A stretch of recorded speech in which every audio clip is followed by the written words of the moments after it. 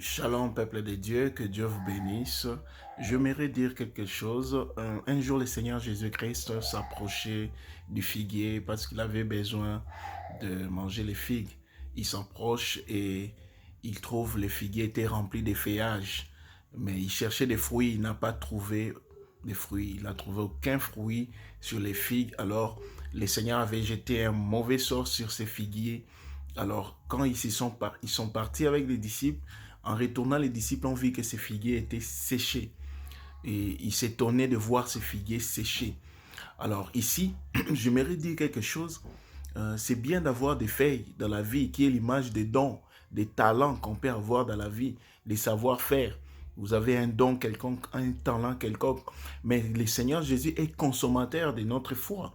Et le Seigneur Jésus cherche les fruits dans nos vies. Ici, les fruits, c'est l'image d'une nouvelle vie qui commence, des caractères de Christ qui se manifestent en nous. Alors, ce n'est pas simplement les talents que nous avons. Je sais coudre, je sais prier, j'ai les dons de l'esprit, je sais prophétiser, je sais prêcher, je sais chanter. Toutes ces choses, c'est bien, ce ne sont que des feuilles. Mais ici, il s'agit des fruits. Et il y a deux types de fruits. Il y a ce qu'on appelle les fruits dignes de la repentance. Et il y a le deuxième type de fruits, c'est les fruits du Saint-Esprit.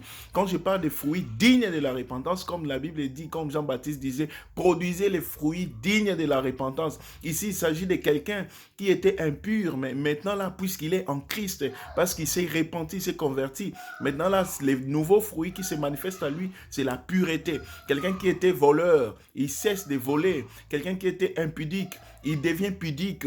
Quelqu'un qui était menteur, il dit maintenant la vérité. Ça, c'est les fruits dignes de la repentance. Mais l'autre type de fruits, c'est les fruits du Saint-Esprit. Ici, les fruits du Saint-Esprit s'opposent aux fruits de la chair. Nous citons ici l'amour, nous citons ici la paix, la patience, la bénignité. Toutes ces choses, tous ces fruits, lorsque nous en avons, c'est alors que c'est ce que le Christ consomme. Et quand le Christ s'approche de nous, il n'a pas simplement besoin de voir ses feuillages, mais il veut consommer ses fruits. Oui, c'est bien bon. Nous pouvons être en relation avec des gens. Nous pouvons bien sûr être en contact. Nous pouvons être imposés ou soit être dans un milieu quelconque où on nous accueille. Mais ce qui va nous faire asseoir, ce sont les fruits qui se manifestent en nous. Et comme la Bible dit, on reconnaîtra tout bon arbre par ses fruits. Et la Bible rajoute encore, tout arbre qui ne produit pas de fruits sera déraciné. Déjà, la cognée est mise sur la racine. Et tout arbre qui ne produit pas de fruits sera coupé. Alors, le Seigneur Jésus s'approchant de nous, attend que nous puissions porter les fruits dignes de repentance, à porter les fruits de l'esprit. La Bible dit, ayez les sentiments qui étaient en Christ. Quels étaient les sentiments qui étaient en Christ? Le Christ avait les sentiments d'amour, les sentiments de bonté, de miséricorde, les sentiments de compassion. Le Christ était comblé de paix, de patience. Toutes ces choses doivent être les fruits quand le Christ s'approche de nous. Il doit trouver en nous tous ces fruits. Laisse que le Seigneur te bénisse dans le nom de Jésus-Christ.